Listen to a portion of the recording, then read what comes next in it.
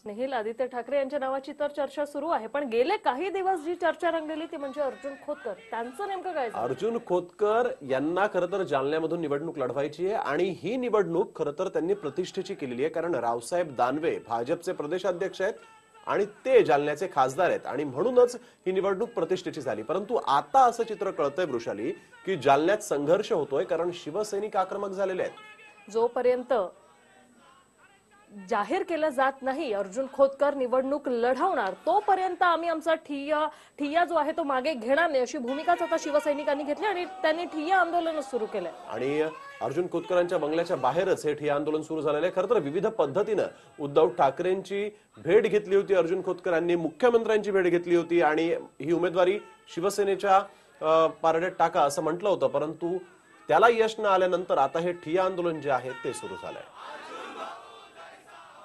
ची मागणी आहे की माननीय उद्धव ठाकरे साहेबांनी जी युती केली त्या युतीचं आम्ही स्वागतच करतो, परंतु गेल्या 2 वर्षापासून माननीय अर्जुन भाऊ खोतकर साहेब या जालना लोकसभा मतदारसंघात कामाला लागले होते आणि सर्व शिवसैनिकांची इच्छा आहे भाऊने खासदारकी लढावी, कारण मित्रपक्षाचा जो प्रदेशाध्यक्ष इथं भारतीय जनता पार्टीचा रावसाहेब दानवे यांनी ह्या शिवसैनिकावर जो अन्याय केलेला आहे जालना जिल्ह्यातील, ते कदापि शिवसैनिकावर झालेला अन्याय, खोट्या केसेस आणि सैनिकाला दिलेला त्रास हे शिवसैनिक कधीच सहन करणार नाही. त्यामुळे आमची पक्षप्रमुखांना विनंती आहे की जालना लोकसभा जरी युती झाली असेल तरी ही लोकसभेची जागा सेनेला सोडण्यात यावी आणि या ठिकाणी अर्जुन भाऊला खोतकर साहेबांना उमेदवारी देण्यात यावी.